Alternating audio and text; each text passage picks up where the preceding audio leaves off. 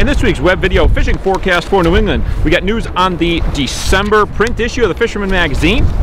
We got an update on Northeast striped bass tag study, including a local tag return. Excellent freshwater action, including trout on Cape Cod, bass and pickerel in Rhode Island, and a surprise stocking of some really special trout in Connecticut.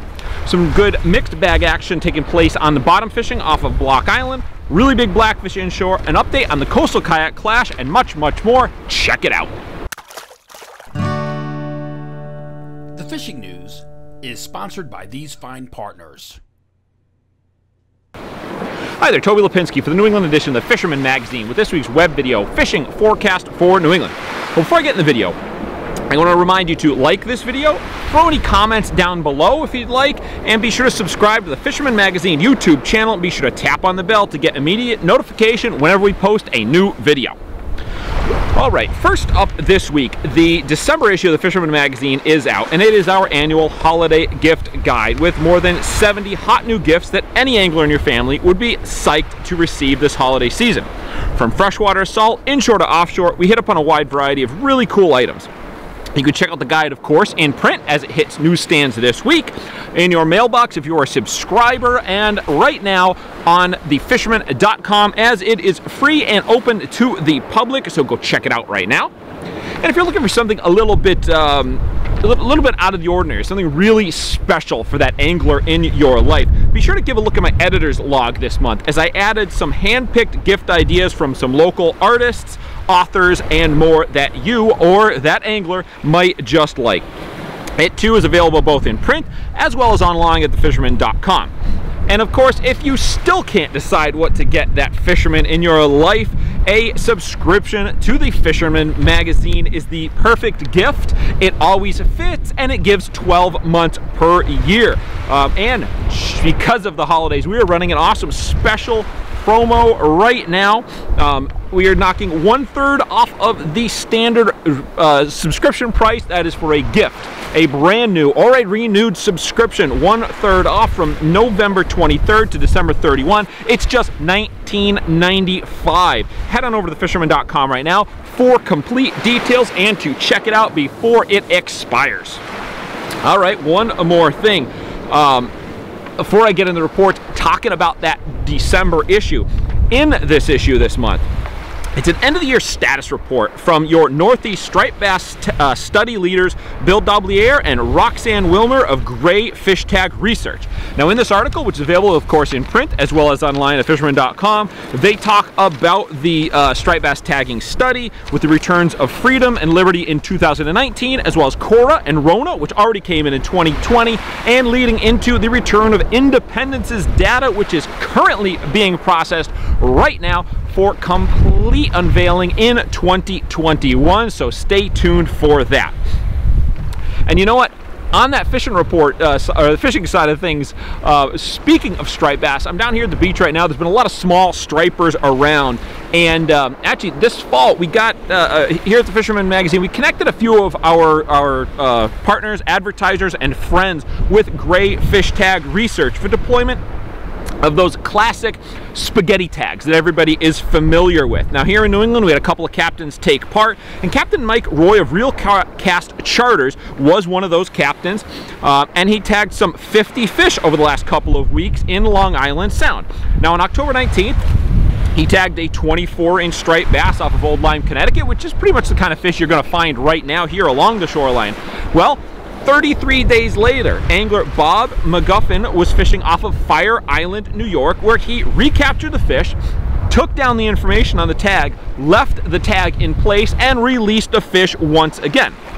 Now, it was at large for 33 days. That's a time between initial and recapture. Straight line from Old Lyme out to Fire Island off that way is about 66 miles, but as no striped bass that I'm aware of can walk across Long Island just yet.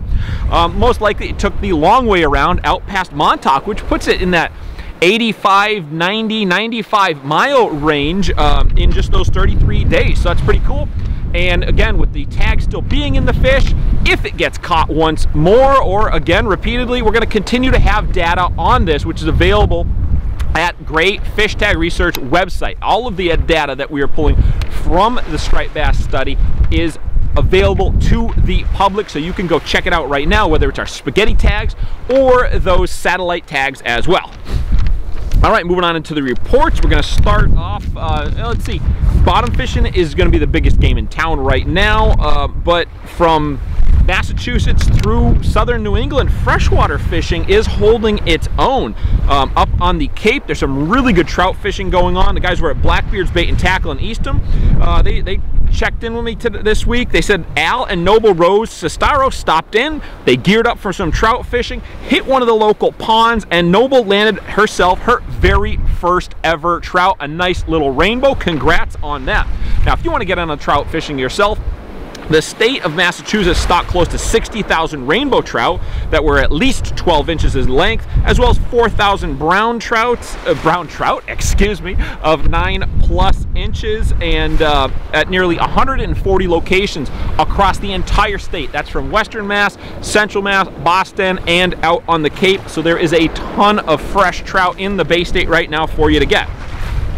Sticking with trout fishing info, jump it down in Connecticut. I got word that the Connecticut DEP announced this week that from the U.S. Fish and Wildlife Service, they were contacted, and Connecticut's Division of Fisheries was asked if they wanted to make available a really special opportunity for local anglers. The offer was 490 lake trout being made available right now for state anglers to catch, and of course they jumped at the opportunity. There's no lakes in the state of Connecticut that host a natural population of lake trout, so this is sort of a one-time stocking opportunity. It took place in Winchester Lake, Coventry Lake, Tyler Lake, Squanch Pond, and Bigelow Pond. There's no expectation that these fish are going to take hold, they're going to hold over, they're going to be getting reproduced, none of that. It's sort of intended as just a bonus put and take fishery. Of course, if you want to release the fish, there is nothing saying that you can't, but of course, if you do catch them, they'll be eligible for the state pins for the year, so that's an awesome opportunity. The one thing the state is asking, however, is that anyone that targets the lake trout or catches them as a byproduct, contact the Connecticut Fish and Wildlife. Now, they have a post on their Facebook page on November 21 with a link to a survey. You can probably get it off the DEP's website as well. They just want to know what kind of angling pressure, interest, time involved, etc. is put into this, because hey, you never know. If there is enough of a positive response to this, you just never know. This might become kind of a somewhat regular occurrence going forward. All right, jumping back up north, we're going to hear from TJ Kopecki as he checks in with a video report this week talking about both fresh and saltwater action in the East Bay. Take it away, TJ. Thanks, Toby. Hey guys, nice to be back reporting on this Thanksgiving week. I'm going to say Fisherman Marine's pretty good in the East Bay, out in Newport, out in the ocean.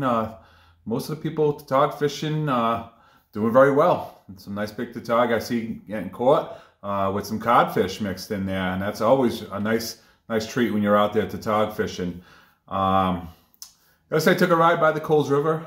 Just happened to be driving by one day, and I just saw some splashes out there. And as a typical fisherman, I always have a rod in my truck with me.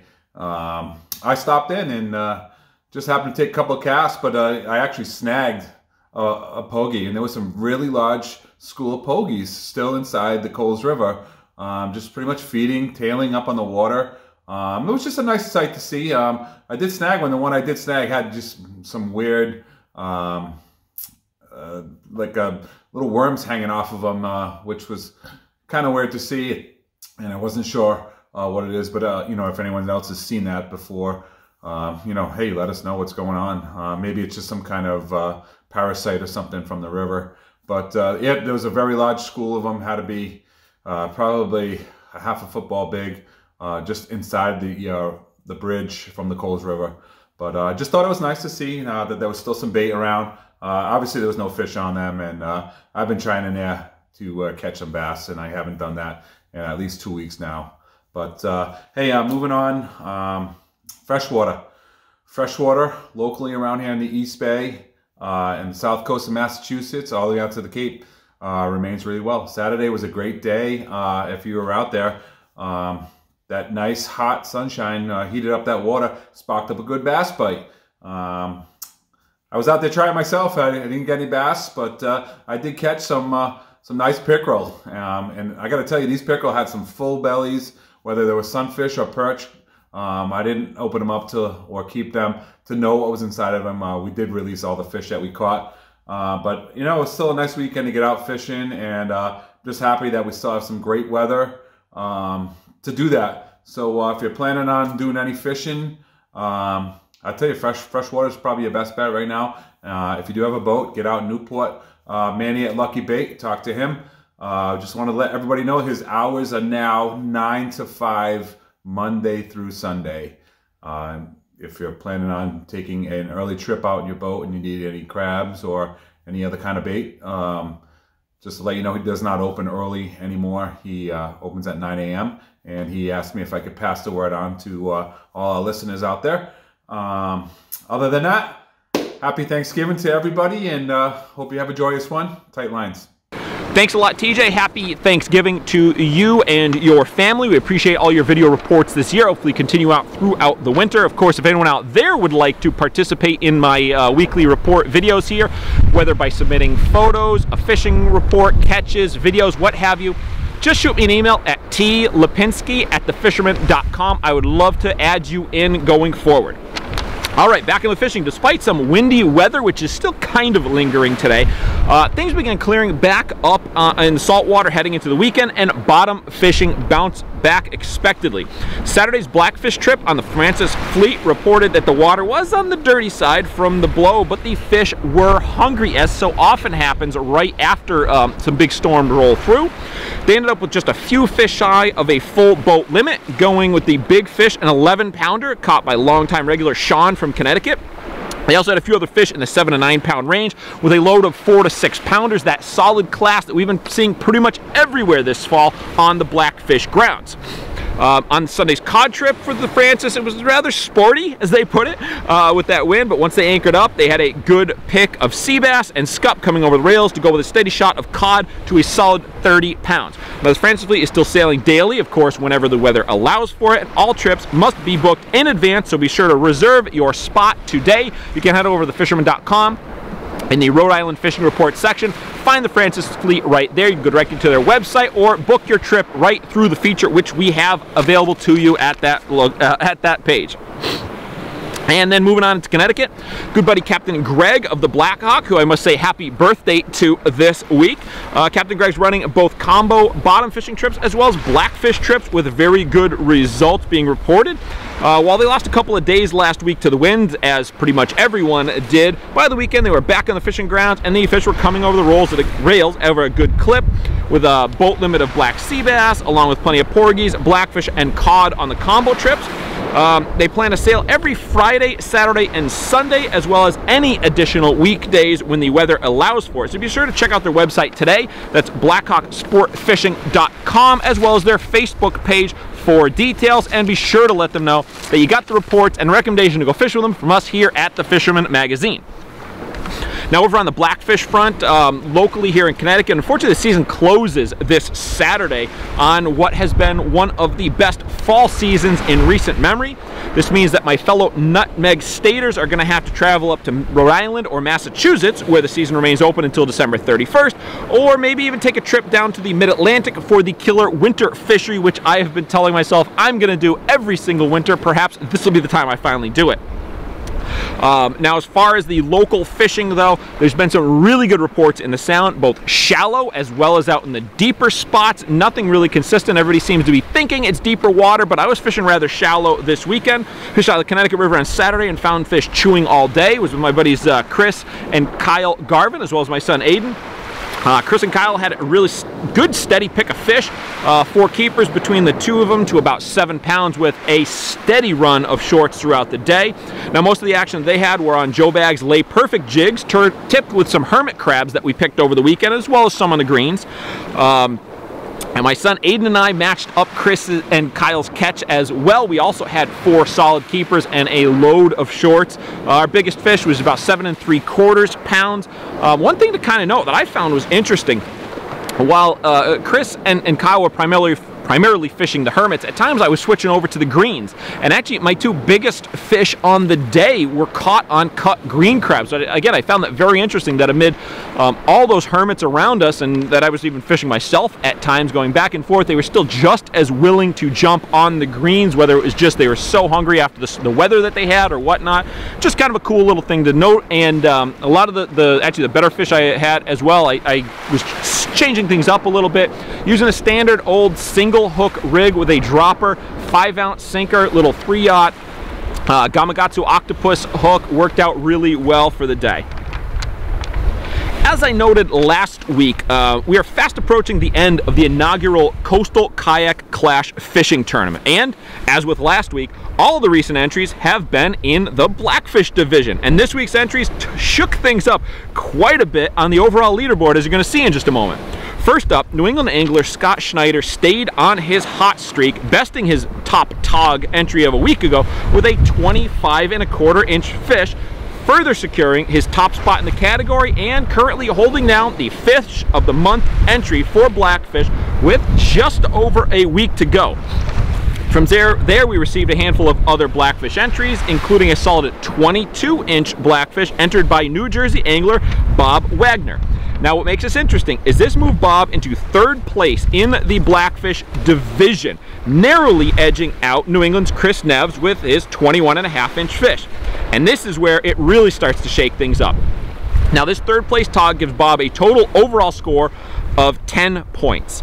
And it dropped Chris Neves down to 10 points, as Bob got his 1 point for the 3rd place, and Chris lost his 1 point for getting dropped out of the top 3. So they put him in a virtual tie overall for the grand prize Old Town Sportsman Series Autopilot 136. However, the first tiebreaker is determined by the total length of the angler's fish currently on the leaderboard, which puts Bob Wagner in the 1st place for now. Now, the tournament ends on November 30th, and with the recent drama unfolding, there is plenty of time still for another shakeup. But until then, be sure to visit thefisherman.com for complete details. All right, well, there you have it. I'm Toby Lapinski for the New England edition of the Fisherman Magazine, wishing you all happy Thanksgiving and tight lines if you head out onto the water this weekend. Steigercraft boats, built by people who fish our waters. Serious anglers choose Steigercraft for their 40 years of boat building experience right here in the Northeast and Mid-Atlantic. Visit steigercraft.com for a dealer near you.